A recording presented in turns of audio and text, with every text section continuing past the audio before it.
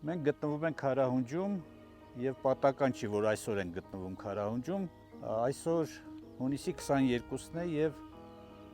մենք գիտենք, որ դեռ վաղնջական ժամանակներից համենայն դեպս հայ մարդը, որը որ արարել ու ստեղծել է Քարահունջ աստղադիտարանը, շատ լավ գիտեր արևի եւ աստղերի բոլոր ցիկլերը։ Եվ այսօր արևադարձի օրը մենք գտնվում ենք Քարահունջում, որպեսզի եւս մեկ անգամ չափագրենք, եւս մեկ անգամ խոսենք ու տոնենք արևադարձի օրը, նշելով նաեւ Քարահունջի խորհուրդը արևադարձի օրվա հետ կապված։ Հիշեցնեմ, որ Քարահունջի հուշահամալիրի կենտրոնում գտնվում է արևի տաճարը։ Մենք հիմա տեսնում ենք արևի տաճարի մուտքը, ի պատիվ մեծ գիտնական Պարիս Հերունու, որը անվանել է արևի տաճար, շատ դիպուկ է, որովհետև արևի տաճարը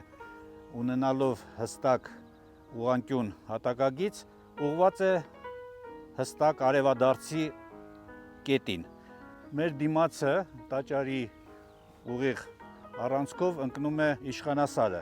որտեղից արևը ծագում է արևադարձի օրը։ Բնականաբար դա ավելի գտնվում է հյուսիս-արևելյան հատվածում,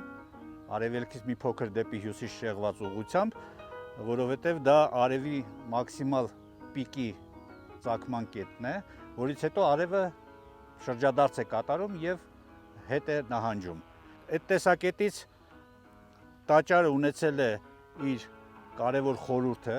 այս ամբողջ համալիրի մեջ եւ աստղագիտական նշանակության տեսակետից շատ արժեքավոր է։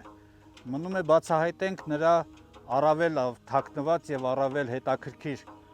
նրբությունները, թե ինչպես են օգտագործել, ինչպես է կիրառվել եւ ինչպիսի գաղտնիքներ է իր մեջ պարունակում։